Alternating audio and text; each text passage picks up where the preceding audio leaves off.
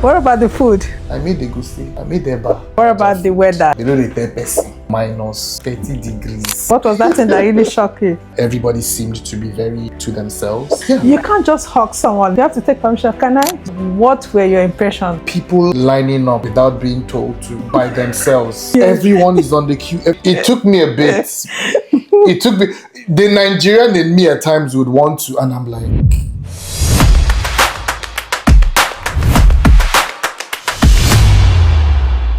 Hello everyone, welcome to number 1 episode of the Open Mic Lounge with JLo, where immigrants all over the world share their relocation stories. They also talk about how they have settled and fit into the system in order to help the new immigrants trying to find their feet, find their way. Today we are speaking with a special guest who left Nigeria to pursue education and new opportunities here in Canada. His journey represents the courage, resilience, and determination shared by so many international students who leave everything familiar behind to chase their dreams abroad. Also, we will dive into what life was like back home, what motivated him to move, the challenges of adjusting to a new country, and what life looks like now after making that big leap. With me is Mr. Chima Okafor. Welcome to my first episode of the Open Mic Lounge with JLo. Thank you, Janet. It's good to be here. So, Mr. Chima, do you want to tell us a little bit about yourself? My name is Chima Okafor from Nigeria, Imo State to be precise. Originally a banker, did about 10 years in banking, and also a curious global traveler. Okay. Do you want to share with us what was life like back home? Nigeria is definitely a place to be because amidst the sounds of loud generators and even louder, people and family members, it's definitely full of life. It definitely spawned me and helped curate me in terms of being resilient, being able to hustle your way through items. So it shaped me the way it is. So it's a place to be. Yeah, for sure. Yeah. It's always fascinating to hear about life before such a big move. Mm-hmm. So do you want to tell us what sparked this your relocation journey? To be honest, it came from a place of wanting more. Wanting more like what? Well, I seem to have just been in a flat state for a while. Okay. And I figured that I needed to be in a place where I don't need connections, just the sheer efforts and grow and move my way. So that was like the major reason. I wanted to, it wasn't a way for me to run away, more like just expand my horizon, expand, my borders just from Nigeria itself. So why taking that decision? Did you always have Canada in mind, or you thought about, we have other countries, UK, US, and Europe. Do you consider that, or you just say Canada or nothing, and then?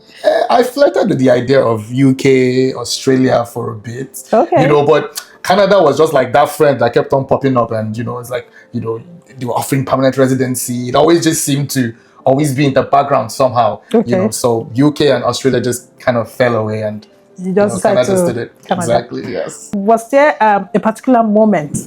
You could be in a society or a country, and then something really, really happened that really made you to take that decision, like it is now or never. So do you want to tell us what was that experience you had? For me, it was just fear, and the major one was I felt like I didn't want to be stagnant, the fear of being stagnant and having just where I was be the only experience I have in terms of life as a whole. That was just a trigger for me. I literally woke up one day and said, yeah, no. When you say fear, did anything really happen? Like, what's that fear? You don't want to share the experience. You get what I mean, right? No, you said fear. Is it fear of being will I say victimized, or fear of being bullied, or the fear of just being stagnant in one place? I just want to know, is there a particular fear? It wasn't, and it was like accumulation of everything, right? Okay. It was not one event. Okay. It was an accumulation of events that brewed up, and then at the point I said, you know what, I need something different. I need a new space. I need a new environment. I need new experiences. So it was basically just from the the monotonous job, from seeing the same thing, from literally being just stuck on a particular job from Sunday to Sunday. Wow. Nothing out of it. And I said, I want something. I want to see what it's like someplace else. You know? I get you. So that's the fear of being stuck in that cycle is what triggered me. Okay. So fear, stuck, and then relocation. That's what yes, in that exact progression, yes. Making the decision is one thing, but actually navigating the immigration process is another challenge. So let's talk about how the experience was for you, when you're migrating. Which immigration pathway did you use? So for me, I chose the study pathway. Okay. Yes, student pathway. Yeah. How did you prepare for the process? I mean, emotionally, mentally, and financially. Especially the financial aspect of it is the biggest one. So do you want to share with us? Can I say that again? The financial aspect of it was the hellbringer. But to be honest, as at when I had made the decision, I would say to you categorically, I was not financially prepared for the extent of how much it was going to take me. Coupled with the fact that it was the same year that the whole exchange rate debacle started. I remember. Yes. Was that 2023?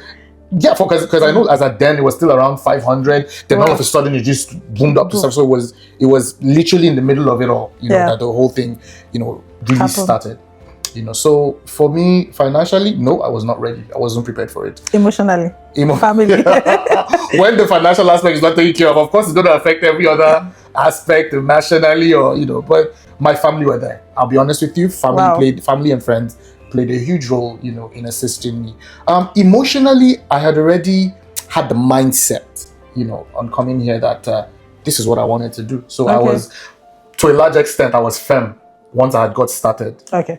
So I was emotionally, I would say, because I already knew the going was going to be tough. Even when I get there, I was prepared to start from zero. Because I think that's a very big thing people don't look at. They feel, I can go there and literally zero your mind, which is what I did. If we talk about mentally, when I mean mentally, you're a banker for 10 years, and then just switching to be a student. That is where the mental challenge will come. So how were you able to navigate the mental? Like, you've been a banker for 10 years, and I'm starting to start carrying books, get seated in a class and read. I mean, how were you able to take all that? I was ready to go down to square zero. I knew, for one, logically, I knew that it would be a quicker pathway and easier comparatively for me to get there, right? Going back to school, I knew that if that's what was going to take for me to, I literally just owned everything that was going to come ahead of me. Especially going back to school and all. It was not an issue for me. So the main problem I had, again, was just the finance. Okay. But every other way I was pretty much prepared. What was the challenges, to apply for, studying? It's Janet, and this is where I would always be grateful to my mother. She was good at being organized. Okay. I was not prepared for the level of documentation that was going to be required. They literally take you back. So if you've been someone who has always been keen on documenting, being organized, it would be very easy. It was, in as much as even I, who's to an extent quite organized, I was surprised at the extent and degree of clarity they needed, the information they required, the documentation they required, so that for me was a huge, surprise, yes. Okay, so how long did the whole process, how long did it take? When did you start, and how were you able to finally relocate? Like, how long? Is it 1 year, 6 months? Is it 2 years? Did you prepare for that? So from when the decision was born in my head to when I actually got my visa was exactly 3 months. Really? From when I got my visa to when I landed in Canada was 2 months. So the whole thing from the decision to being here in Canada took me exactly 5 months. What a mind-blowing revelation. But they say, it takes about 3 years, 2 years, 1 year, and I'm so shocked. Like you did yours within 5 months. It's quite revealing. Well, a lot goes into it, and of course people come at it from different points, and you're not going to get the same results. Same response and results. So after all that preparation and then stepping off the plane in Canada. It's like a dream come true. This is what you have dreamt for. So let's talk about those first few days when you step into Canada. So what were your impressions in Canada when you just arrived? How was it? Clean, okay, calm, and quiet. When I stepped off the plane, went out for a bit, that's the first things I noticed. I also noticed that everybody seemed to be very to themselves. Yeah. Or like where you're coming from, right? I can tell you that for sure. Exactly, like where you're coming from. So it was just, that's how I felt. I just sensed that everybody seems to. Do you know that it was here? I realized that you cannot just touch somebody and say, "Hey, you, how are Personal you?" Space. Personal space. You can say that again. It's a big deal here, you know. So it was definitely something that was in your face, right? You cannot not notice it. Yeah. In fact, there were moments when I felt like you can't just hug someone. Like exactly. It's like you have to take permission. Can I? Yeah, you don't even. And it seems like everybody's just trying not to get in each other's space. They're already you know. So that was the kind of the first impression I got, upon being here for just a couple of days. So okay, so what was that thing that really shocked you? Did anything shock you when you got here? The shocker for me, you won't believe it, was people actually lining up without being told to by themselves. That was the first thing that was like, no shunting line. What's happening? I'm like, whether you're old or young, you have to be on the queue. Everyone is on the queue. Yeah. There's nobody saying, "Oh, I'm the person." Quiet line, no minister, organized. It took me a bit. It took me. The Nigerian in me at times would want to, and I'm like, it was that surprising for me. The level of organization. One other thing I think you didn't talk about. What's that? What about the food? What did you eat when you arrived to Canada? Okay, that's an entirely different story. Okay, because do you want to share? I kid you not. The moment I got to my apartment where I was staying finally. Before then, I actually went to the Wendy's. I was friends with Wendy's, and I was not like, this is not what I'm going to eat when I step on this soil. Believe you, before I even dropped my bags in my room, I checked Google Maps. I searched for African stores. Are you serious? I saw one, Baobab, which you know now. Okay. Now, the distance you walk from where I lived to Baobab, it would take a cab about maybe 15 minutes. I walked. I think we all experienced that. I walked there and I got, because of course I bought my food stuff now. Okay. So I just went to get the palm oil there, right? And I got some onions, right? I came home. I made egusi. I made eba. My first meal in United States of Canada. Believe me, it was eba. Wow. Egusi soup. Wow. I was not even trying to, But for me, it was more like, because I had literally not eaten the whole, almost close to 2 days and everything. And it just, and after seeing the whole, like I said, the whole shock of everybody being on their own and everything, I just needed to feel that Nigeria. I need to feel a little, yeah. So, that was just it for me. Yeah, I can relate. Yeah. So meal-wise, I wouldn't say I've really taken to Canadian, delicacies. Of course, I've tried a bit, but my Nigeria side is too strong, man. So leave that. I still go looking for ways to just get. What about the weather? How were you able to adjust, especially the winter where snow? So Janet, they like Nigerians, we say, they don't really tell person. How will they go? Because no matter how much people said, the snow is cold, that I still was not prepared. My first winter when I saw minus 30 degrees. What? I mean, from hot Sahara to... Look, I was like, what is this? But over time, I wouldn't say you get used to it, but you just adjust. Yeah. You adapt. And what I used to find solace in is there are places in this same Canada that's worse than here. And I'm like, what can be worse than this? So I just be like, let me enjoy what I have. But yeah, with time, once you learn the whole layering up, making sure you got your thermals, your jackets and all that, you're fine. Yeah, that's what I tell people about the weather, the winter. once you dress warm, you are warm. Exactly. You can be outside sweating. Sometimes I dress to that extent. True. That I'll be outside and I'll be sweating. I'll feel it in my neck. So I have to take off either my scarf or my hat. Exactly. Thank you for that experience. Okay, so you want to tell us what was your biggest challenge in the first 3 months of your arrival? The main challenge I faced within the first 3 months was getting a job. Yes. That really gave me small mental stress. Yes, I did get a job within a month of coming here, but that 1 month felt that like you waited. You know, I mean, I have not.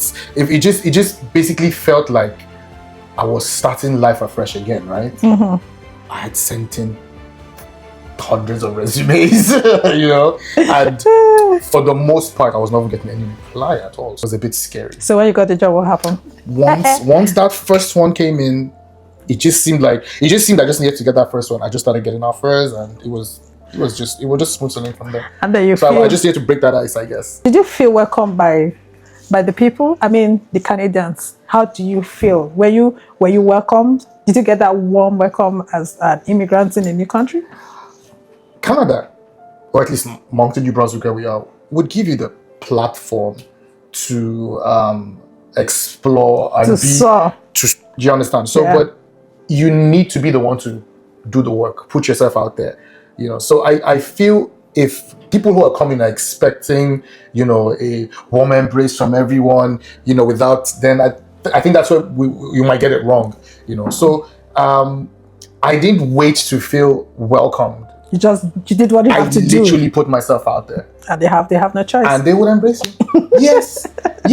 You would say, you ask the questions, you do the talking, you, of course, with decorum, of course, right? You know, but essentially, if you come forward, they will come the rest of the way.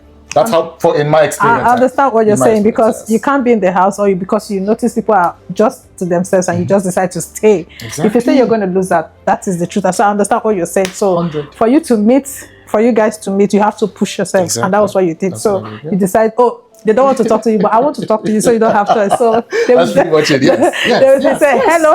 If you say hello once and they don't respond, you say it 2-3 times. True. Yeah. I get you. So guys, don't just remain in your home. On dull. Yeah, move forward and you'll be embraced. Settling in can be both exciting and overwhelming. How were you able to balance everything together while building a new life here? Do you want to share with us? Again, for me, I literally lowered my expectations to zero. I did not put myself in a position where I expected, or I was hoping to see this and hoping that things would somehow. I literally just went with a blank slate, right? And was ready to be open to any form of, you know, challenges that might come my way, because that was the whole point of me, you know, exploring or go to a new place in the first place and then grow with it. That's the whole. For me, I didn't want to take out the adventure aspect of it. You know, yes, I was also going there for business. I mean, in the sense that I want to make a path for myself there as well. I know come Canada, come count bridge, right? Okay. But in the other vein, I also wanted to be able to say, okay, go with it, experience everything. It can be a learning point for someone else. So apart from being a learning path from someone else, like, I know before you come, you definitely had an expectation, like, this is my expectation. But do you want to compare that your expectation you have back home and then what you actually faced when you got here? In terms of expectations, yes. I actually did feel that there would be a bit more of an orientation when it comes to how to get a job. Yes. How to do this. Exactly. So, but you literally come here and then you realize, oh, you're... on your own. That's what it is. So for me, yes, that aspect, it as much as I was willing to hear, it did shock me, because... Yeah, I forgot to mention when you said you walked that miles to go get food from the African food. I can say that I also had that experience. Really? I think I walked for about an hour, and it made me to know Moncton. Yeah. Because sometimes when I'm with people that stayed even like 3 years before me, and I tell them, no, you're not serious. And like, I said, I walk with my foot. Yes. I did. So I know what I'm talking about. So I know, but nobody ever told us that we're going to walk that distance when we're coming. We felt everything would just be smooth. But when we got here, no bus, you don't have bus pass, you don't really have money to take cab, you know, exactly. So you have to use your leg to explore. So you need to, you find yourself learning from being bitten, you know. You go and then you know what not to do. What not to do, you know, even navigating the job, you know how not to put certain things in your resume. I mean, before I came, nobody told me if I had put maybe, you know, in my resume that sometimes if you put your country Nigeria back home, it might not really help you. There's certain things you extract from that. Yeah. I literally had to learn I understand what you say, because back home you can even put your date of birth on your resume.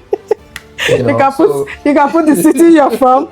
I mean, it's crazy. Nobody wants to know. Yeah, but here, just tell us what you're doing, what you can do. What advice do you have for, you know, those immigrants that are also planning to come study here, like you did?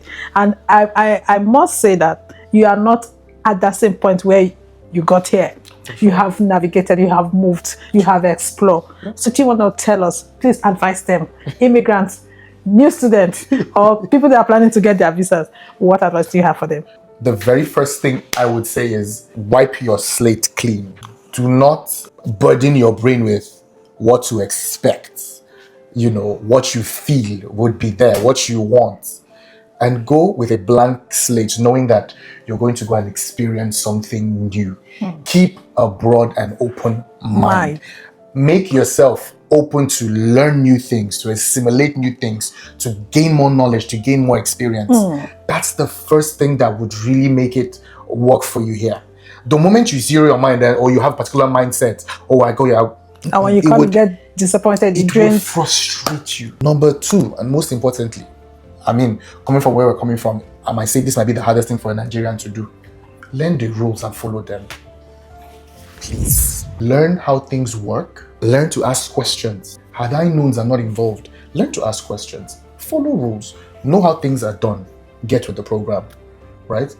Everything else will fall in place. It's as simple as that. Don't you think so, Janet? It is, and I must commend you. You have done so well. Come with a plain slate. Be open to learn new things. Don't over expect, you know, to see so many things. Your expectation can be so draining when you come here. You're going to meet something else. You're going to face reality. Thank you so much, Chima Okafor, for sharing your inspiring journey with us. I will wish you continued success with your career. We hope your story inspires many newcomers that have decided to pursue their academic dreams here in Canada. Thank you so much for coming once again. So viewers, thank you so much for being part of this episode from beginning to the end.